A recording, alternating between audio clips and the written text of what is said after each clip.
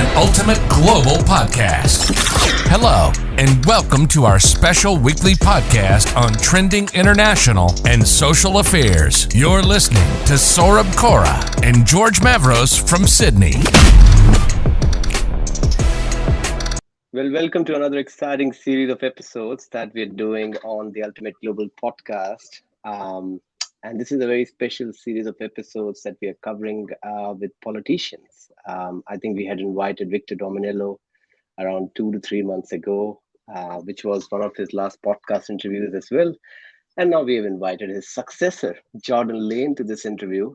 And I think Jordan's victory was very narrow in the election as well. He just won by 64 votes.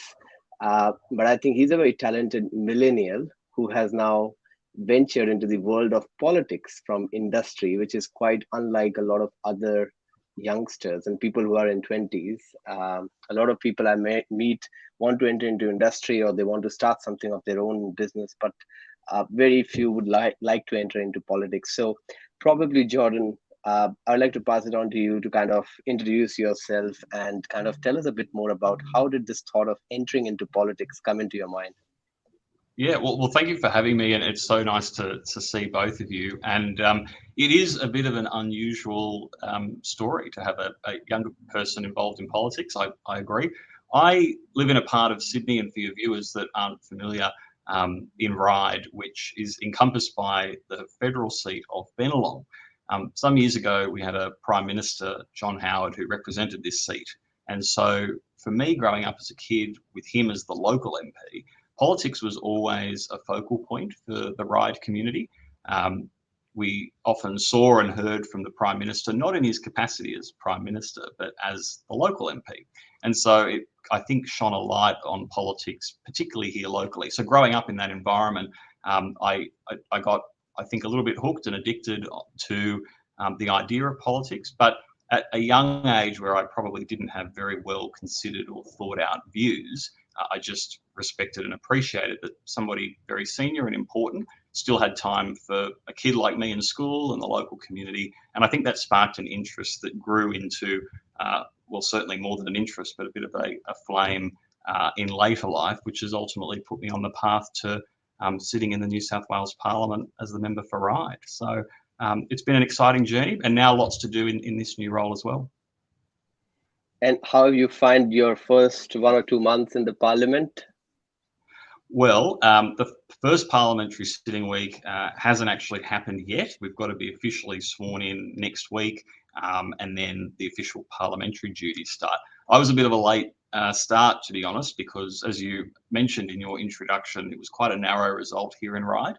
I had to wait a little bit longer than some of the other MPs to officially know if I had been elected.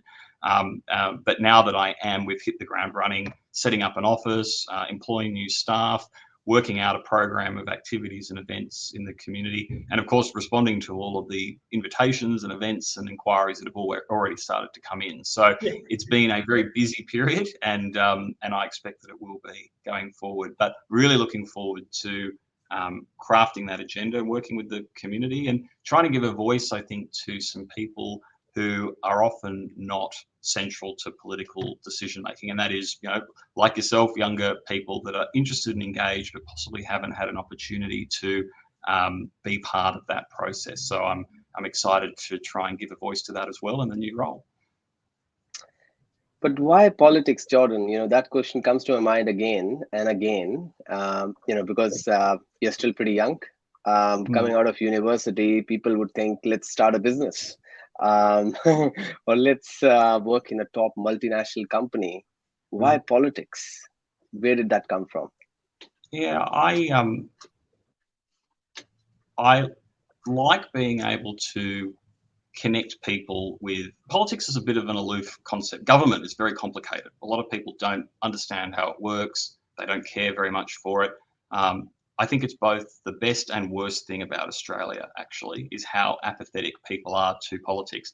I think it's a great thing because how fortunate are we that you can afford not to care? There are countries around the world where to not care is to lose your livelihood, to be in physical or you know, danger, to have your family harmed. So to not care is a wonderful blessing. It's also the worst thing, though, because with apathy breeds misconduct and corruption and a breaking down of the institutions. So I think that for me, with that level of apathy in the community, there's still need in the community. People need assistance with advocating for better health or education outcomes, for more housing or more security in their community, but often don't know how to get those outcomes or who to speak to.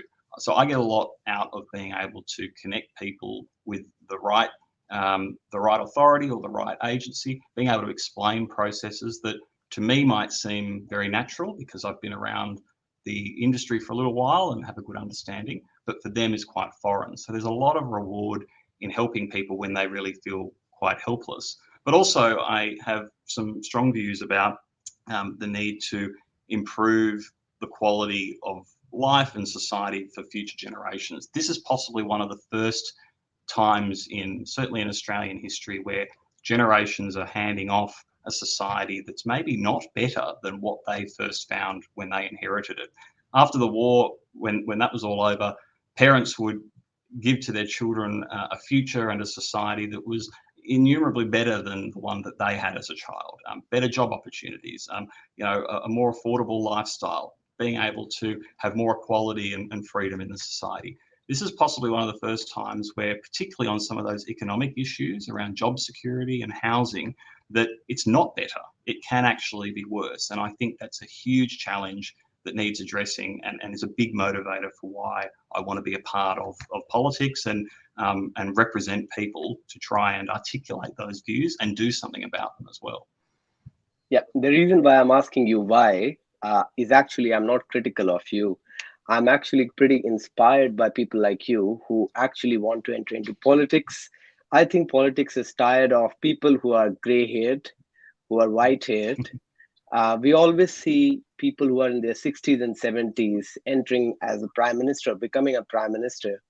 But I am more inspired by young prime ministers like Jacinda Ardern, like Sanna Marin of Finland, because I feel that the youngsters need to take decisions for what their future lies in.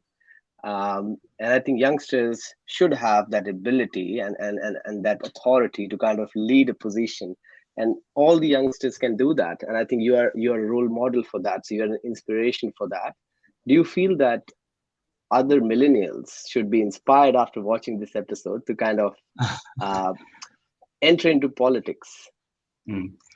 I'd love to see more millennials take an interest and want to be involved in politics. I think that the more involvement you get, the better and stronger the institutions are. So you get more ideas, a better diversity of ideas, and together you get something stronger. But in saying that, and I appreciate you saying that you find it inspiring. See, I find it inspiring when I come across people like you or other millennials that are starting businesses or going into industry or running podcasts and shows, because I think it takes a lot of courage to do those things. So it's always interesting when you observe other people that you often admire them more than they admire you. But I do hope that by seeing a younger person, a millennial or whatever it is, somebody that they can identify, that it does make them think that maybe there's a future and an opportunity to also be involved, because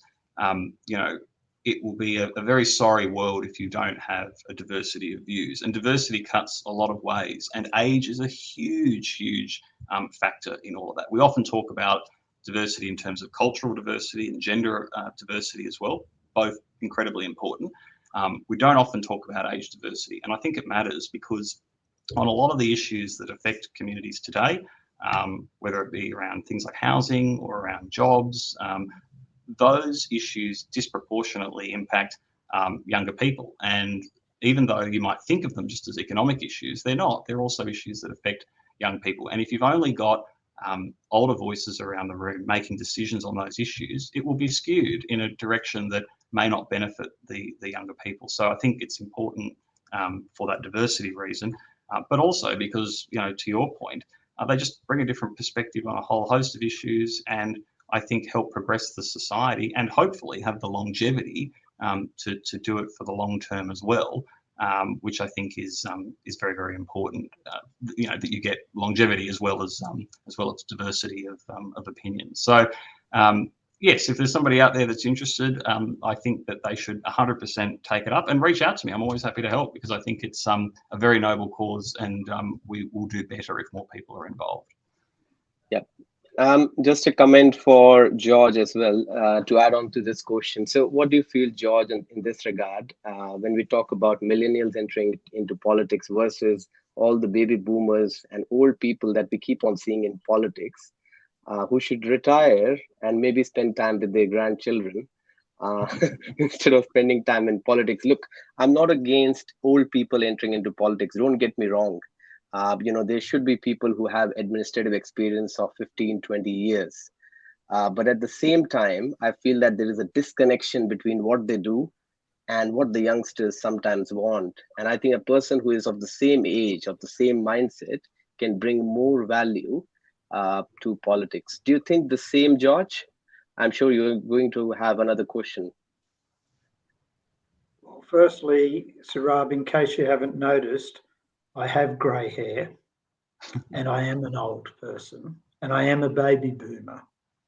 But I'd like to think that that doesn't limit me in being able to think and to pass on knowledge to younger people. I actually don't give a damn about the age. I care about the maturity and the ability of the person. I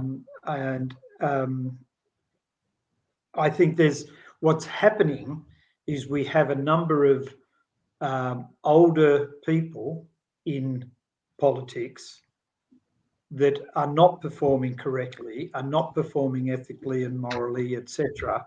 And so we think, the old people are not that good. There are just as many foolish things done by young people as there are by old people or older people. However, diversity, as you know, is a very important thing to me when it comes to strategic thinking. And as good as I am at age 67, I can't see through Jordan's eyes, who's 29 now, Jordan? 29 this year, 28 right now. Yeah. Yes. Yeah. So if I've been in politics, which I haven't, but if I'm a 67-year-old in politics, I've grown up in an era that Jordan didn't grow up in that political chamber. I go back to listening to Arthur Cocky Cornwall and many of those early politicians. It was a rough and tumble place, right? If we want to get a more sophisticated and a more modern approach, then you've got to start with young people. But just because you're young doesn't mean you're actually any better. In actual fact, it can be dangerous because you're inexperienced. So I think diversity is important. While you were sorting out a couple of things, I was talking to Jordan about him having come in from being a mayor and all of that, and he was quite a young mayor. So, no, I want to see more people of your ages actually not be turned off by the mistakes that are being made by the older statespeople in the state. And I'm not here to bag Liberals or Labor, because on both sides, certainly at state level, there's been some terrible things done by the people that we should be able to look up to for them to be educating the younger. And so I think it's a good thing to get young people in, because I think there's a number of young people. I know with my own children, they've sort of switched off politics a lot because they just went, they're all shonks, they all do deals, they all do this, and that's sad. It's sad when the younger generation thinks there's no point in me doing it because I can't win. So no, I'm all for having younger people, but I think we need a mix. It's just like you and I doing this podcast. You're the young bull, I'm the old bull, and hopefully he'll watch this, Jordan. Whilst Victor had to retire for you to be in this particular position, it would have been bloody nice if he'd been around to show you how a good politician works and help you grow. We could have, but that's me wanting my cake and eat it too. Well, that's true, but he may have retired from politics, but he's still around. I was talking to him just last night, actually. So there's still a lot of value, I think, in having those relationships with former MPs. And you're right, he was one of the good ones. And if I'm half as good as him, I will be doing an extraordinary job. So, but yes, I agree with you completely. Yeah. So I think it's about a mix, Sarab. I think it's about a mix. Yeah, of course, I do agree on that. Don't get me wrong on that one. I do agree that there is a requirement of diversity in having both sets of people. But I think you've got very tough shoes to fill, Jordan, because the last interview that we did with Victor Dominello, he was, both George and I would agree. I think we have done 87 or 88 speakers, George. And if, even if I don't ask you, I'm definitely sure that it's in our top 5 interviews till now, after interviewing so many CEOs, founders, and politicians, because he just told about his work. There was nothing political in his interview. And I think that's what we really loved about him. So you've got very tough shoes to fill in terms of the work that he delivered. How confident are you feeling on a scale of 1 to 10?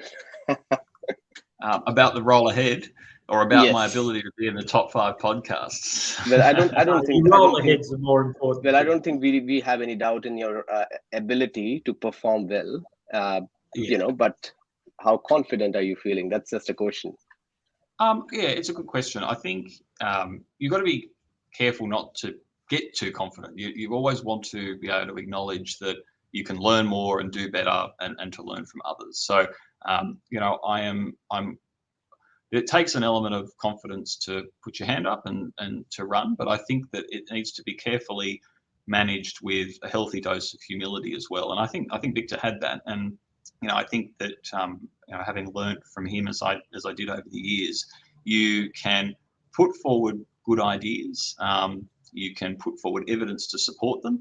But at the same time, you have to acknowledge that not everybody sees the world the way that you do, and people have their own lived experiences, their own backgrounds, and different motivations. And so it is impossible to get everybody aligned all the time on every issue. But I think that for me, if I can, at a high level, put forward a vision, a positive vision, and actually articulate something positive for the future, whether it be about the electorate or the state more broadly, back it up with some evidence, explain why I've come to the decision, and try and bring people along on the journey. Even though not everybody will agree or support those things, I think I can at least hold my head up high that I've done that with integrity, and I've tried to do the role as it should be done. And I actually think that integrity piece is almost more important than the confidence, because you can be confident and not have integrity, and I don't think that that's a very admirable path to go down. I think if you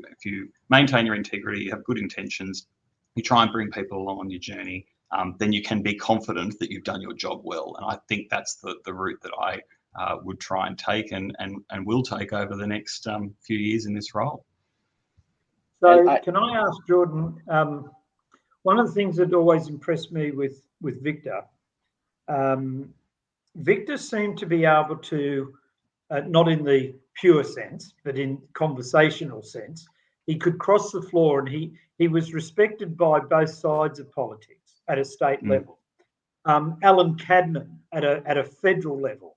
Alan Cadman could talk to as many Labor people with respect and regard both ways as he could within his own party. So you've grown up in an area where you've had Victor as your state guy for a while. You've grown up in an area where you've had John Howard as your federal for a while. Who else within the federals sort of gives you that you sort of go, wow, I'll model off that person, or I like the way that person's done it? Who are the people that you sort of look at? Yeah, I am always very careful to try and identify a political hero.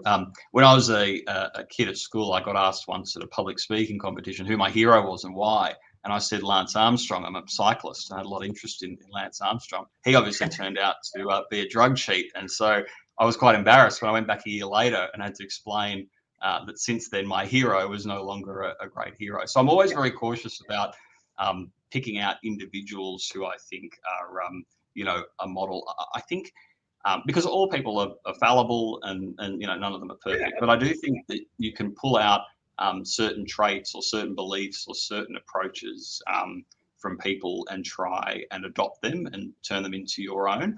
I think that they're very big jobs, particularly in the federal parliament, especially senior prime ministers and senior ministers. They're big jobs. And even the worst of prime ministers on both sides, whether they're Liberal or Labor, have gone through a lot to get to those roles. And so you could say that, Kevin Rudd was unpopular or Tony Abbott was unpopular, but it's hard to put yourself in the shoes and understand the information that they had when they made the decisions that they did. And same for popular politicians as well. It's hard to know what's going on behind the scenes. I think if there was a political model that I would most closely probably try to follow, it would have to be, I know it's not a federal one, but it probably would end up being, Victor, just given our personal history in this local community. But yeah, I think it's difficult. You alluded earlier to people like, Jacinda Ardern from New Zealand. There are traits of hers that I think are very admirable. The same goes for Sanna Marin in Finland. But the same goes for people like Rishi Sunak over in the UK. They're not perfect, but there are aspects to what they do that I think are worth following. So you've just got to pick out the good bits, I think, and also be yourself. I'm Jordan Lane. I'm not trying to be anybody else. And I think if I can be the best version of myself, then that's the best way to be. Yeah. Cool. So before you were deciding, Jordan, to enter into politics, was there any time that you felt hesitant about joining it? Because we take a lot of decisions in our day-to-day life. There can be times when we feel hesitant about what we are doing. Was there any time that you felt like whether I should do that or should I do something else? And how did you overcome that feeling? Yeah, of course. I'll be honest, my parents are not political people. They are deeply concerned about this career path that I've chosen. They are, of course, supportive and they want you to get a real job. Well, in a roundabout way, yes, there's an element of that. But I also think that they are, and you spoke about this earlier, George, about a lot of the people who just don't want a bar of it, aren't interested in politics, just think it's all crap. I would say that they are part of that cohort. They look at it, they say, this isn't me, this isn't what I want to be. I'm not sure what the point of it all is. And, I think they are a bit disaffected from the whole institution. So to hear that their son was going to go into it and be part of it and in the thick of it was a bit confronting. So, and we've had discussions about this, and it's certainly influenced me. And I've thought about, is this the right thing for me to dedicate my life and my time, to?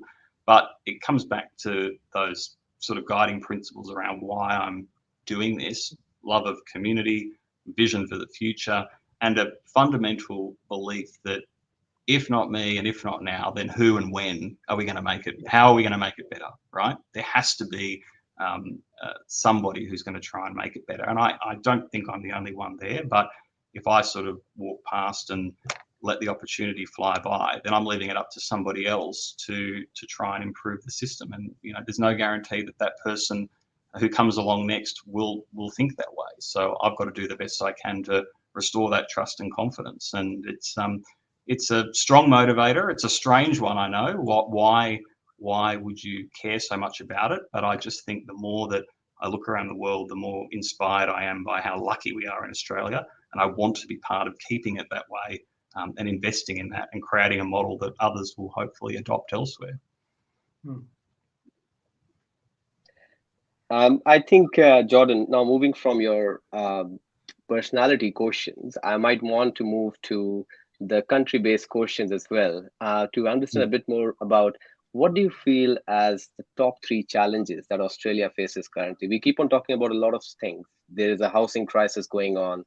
We talk about the climate change that is affecting the future of our planet, and we are already talking about that there can be a possible bushfire in New South Wales in the coming summers. And these bushfires keep on coming back and hitting back at us in the form of bushfires, we have floods, we have different things happening. What do you think as the top three challenges that Australia faces in the next 5 years, according to you, and how do you think Australia can overcome that? I know it's a very broader level question. You might not have a definite answer to that, but I want to know what's your opinion on that. Yeah, I don't know if I've got necessarily solutions for it all. I do think that over the next 5 years, there's probably an immediate issue which is being talked about a lot, which is around just cost of living for people. It's incredibly expensive to be an Australian, to live in this country, to get ahead, whether that's in property, with a job, whatever it is. I think that's a huge issue, and I think that's a multi-faceted approach to how you address it. I think the federal government are trying to do some work to just cool the interest rates and things like that are driving up costs for people. At a state level, I know that there's been a lot of investment, particularly in New South Wales in the last few years, on things like really practical measures like vouchers to help people get into sporting classes, or it's creative, painting, art, craft, whatever it is, activities that we know are good for people but that are cost prohibitive, so that you can still live a wholesome life without breaking the bank. So I think that's an immediate need there around cost of living. I think that over the sort of longer term, it's still an immediate issue, but in terms of its impacts being longer term, I think the rapid transformation and development of things like artificial intelligence, the cyber world, the amount of advancement in technology is just so great. And I truly don't think governments are equipped to keep up. If you look at how quickly things like ChatGPT and AI are developing now, it's in its initial years of development, and already it's advancing quicker than we can understand. So I think that without good controls and parameters around that, we potentially end up with something that gets a bit out of control. And I think that's a huge threat and risk, but also an opportunity if we get it right. And so I think that there's a lot in that space that we need to get ahead of as a country. And then I think as well, I think there is a growing inequality that's developing between generations. So this comes back to me as a younger person and observing sort of my peers and seeing some of them falling behind. And I think that this is a very, very multifaceted issue. There's an economic element to it. There's a technological element to it.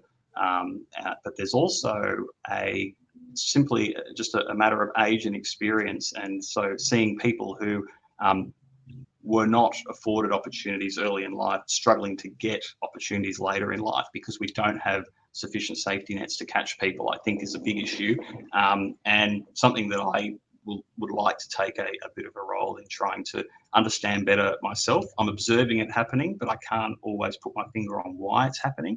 So being able to understand it so you can then try and make better decisions as well. But I think that is a issue for the next 5 years, but that has impacts for the next 5 decades. So I think that's a huge issue for us to all think about, no matter our political party, or state, federal, local, or where we're from. That affects anybody that's young, and any future Australian that we're yet to meet, that's yet to be born. Absolutely. What do you think about this, George? I think we discussed this topic with the former Indian diplomat who joined 2 weeks ago, Amit Dasgupta, and we talked about the geopolitical challenges that Australia faces in the Indo-Pacific region, but that was related to the external affairs. Do you think that climate change and the issues that we face in the Indo-Pacific are the top 2 issues for Australia at the moment? I think that climate change is a far bigger issue for us than people realise, but I don't necessarily think it's just because of what everybody's worried about, the ice age coming and the rivers drying up and all of that. Climate change in itself, I was listening on the radio coming into my network meeting this morning, Jordan, and there's now the first state in America has banned gas appliances in new homes within the next year or two. And that's all about climate change. We've got to save the world and all of that. And that's all well and good. That's terrific. But what do you tell all the people that are on the breadline that struggle to pay the gas bill about them having to pay the electricity bill now. I have the record of selling the most candles in one order at one time to one customer. And that was back in the 70s, I think, when we had the blackouts. And I actually sold a truckload of 10-inch dinner candles to Fleming's food stores in those days. You two probably don't even know who Fleming's are. But I'm very interested to see what happens in the next few years, because we're talking about getting rid of coal-powered stations. We're talking about all of these things because of climate change. And I'm not saying that it's not there. And I'm not saying that it's not an issue. But if I don't have the heater on tonight, if I can't cook my dinner and my children are freezing, if my 80-year-old mum, my mum's passed, but if my 80-year-old mum's sitting there freezing, I don't want you coming and telling me about bloody climate change. So I think one of the biggest issues that not only this country, the world, it's not just about what we've got to move to, it's how we move to it. The other one that I think is still way, way, way a bigger problem in many ways is diversity of sexes. We haven't got it right yet, and we need more women in politics. We need more women in senior roles in business, and we need to get balance. And look, guys are great, and we do a lot of good stuff, but you've still got this natural tendency of nurture and diplomacy that comes from women that just doesn't come in the same way from guys. Even I think I'm a very diplomatic guy when I want to be, but I can also headbutt, right? Without bringing in young people like Jordan and more women into our politics, I see that as an issue. So not necessarily what everybody else sees, but I see climate change. Everybody's telling me what the problem is. You haven't given me a decent answer to get there. I mean, with all due respect, our Prime Minister was talking about having electric cars within 10 years, and that we won't be able to charge the damn things. So, you know, I guess it'll stop pollution because we won't drive anywhere, Jordan. Absolutely. What do you think about that, Jordan? Yeah, look, I certainly agree. I think unfortunately, climate change has become this political football in Australia, which I have never been able to understand. If I look at countries over, the United Kingdom's a great example where it's a bipartisan issue. Everyone looks at it through the lens of doing what is morally right and, frankly, what is economically right. It's not even about the environment over there. It's about what's good for the economy. For me, climate change, renewable energy, it's always been an investment prospectus rather than an ideological war to be waged. And yet that seems to be the way that debate in Australia has gone.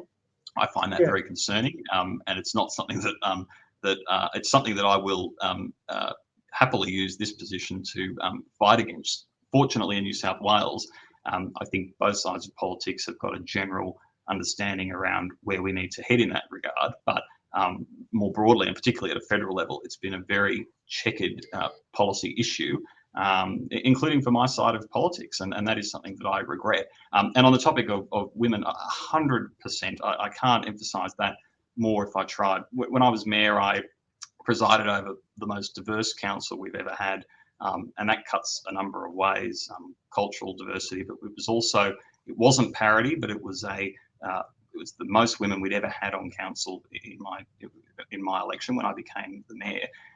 And you saw the council transform literally within the space of months into a much more family and workplace friendly environment where you were able to meet online and you were able to be flexible around time and hours. That's what it should be. It's modern Australia. And it's not just for women, by the way. This benefits, men with children too. But I think you get that sort of outcome because you've got a diversity of voices around a table. In the old days when council was the old boys club, we never even thought about those things. So I'm very, very optimistic about the impacts, the positive impacts you get when you have more women in senior decision-making roles. I think the problem is that we're not getting there fast enough, and we need to drive that. And that's incumbent on all of us, especially men, to make sure that they're making way for women to take on those positions. So a lot more to do in that space. But we should do it, not just because it's right, because it's objectively good as well. You get better results, so why would you not do it? Yep. I know we are running short of time, Jordan. One last question from my side, if George doesn't have that, is, today we are talking about transitioning from industry to politics as a millennial. A lot of millennials who might be watching this episode might want to listen from you. One last message that you want to say for them, if they feel that, this is the reason why I want to enter politics, and Jordan has really inspired us because of that reason. What would that reason be, and what would you say to the young people who are listening to this episode? Well, I think if you're already in industry, that's a good thing, because I think that means you're bringing a perspective of another form of diversity, right? An industry or professional background that can only help in the decision-making roles, whether you're an accountant, whether you're a tradesperson, a teacher, a nurse, whatever it is. You can bet you there'll be some decision somewhere in politics that that insight will help you to make a better decision. So I think that whatever your industry is, think of it as a bonus in terms of your offering to the role. And if you have an interest in politics, explore it further. Ask yourself the question, why do I want to represent other people? What drives me and what motivates me? And then my best advice would be to reach out to somebody who is already in the space, who can give you a few pointers, tell you who to talk to, and get you started. And I'm very happy to put my hand up and be one of those people, because I'm very passionate about this. I want to see more people get involved. I wish when I first started, I had somebody do that. I sort of bumbled my way around until I sort of figured out who was who in the zoo. But if you get a little bit of information up front that can help you start, it's a little bit like compound interest. It pays for itself over time, and it continues to compound and grow. So get it right at the start. The best thing I can suggest is just to find a person who can give you an in, but always be driven by those principles and motivations of why you're there, and never lose sight of those, because once you lose sight of those, it's probably time to go.